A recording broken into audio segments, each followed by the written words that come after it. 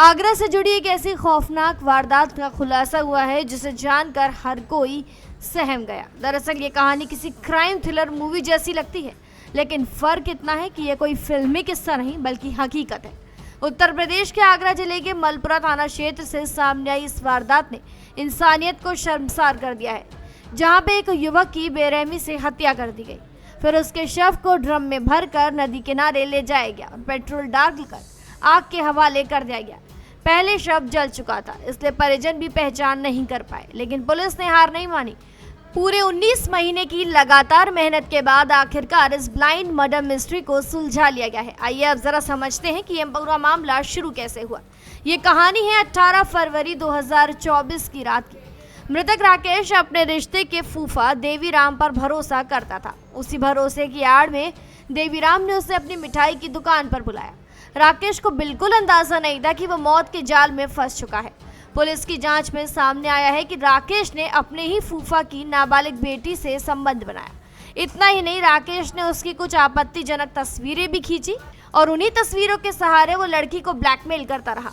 ये बात जब फूफा देवीराम को पता चली तो उसके अंदर गुस्से की आग भड़क गई।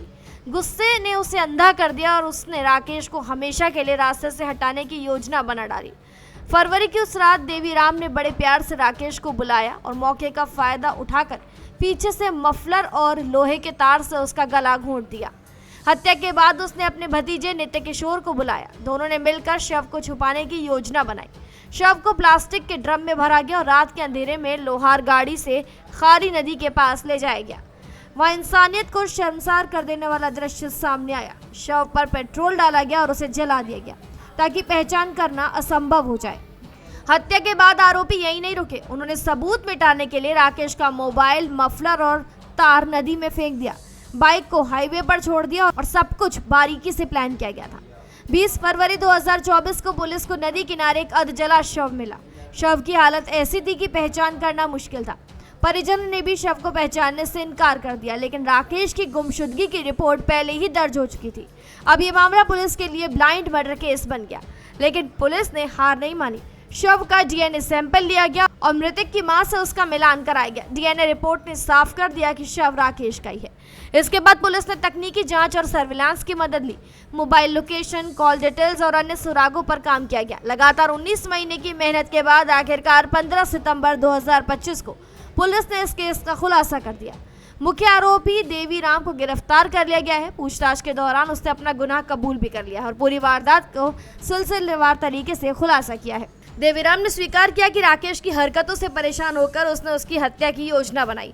उसने बताया कि हत्या के बाद उसने अपने भतीजे नित्य किशोर की मदद ली। नित्य किशोर इस समय फरार है और उसकी तलाश अब भी जारी है। इस पूरी वारदात को अंजाम देने के पीछे जो वजह सामने आई है उसने सभी को हैरान कर दिया है। ये मामला न सिर्फ ब्लैकमेलिंग से जुड़ा था बल्कि रिश्ते में छुपे विश्वासघात और क्रूरता की भी कहानी है। इस केस को सुलझाने में मलपुरा पुलिस, एसओजी और सर्विलांस टीम ने अहम भूमिका निभाई। पुलिस का कहना है कि चाहे अपराध कितना भी शातिर क्यों ना हो, आखिरकार कानून की लंबी बाहें उसे पकड़ ही लेती हैं। फिलहाल जानकारी में इतना ही। खबर के लिए जरूर सब्सक्राइब करें भारत एक्सप्रेस।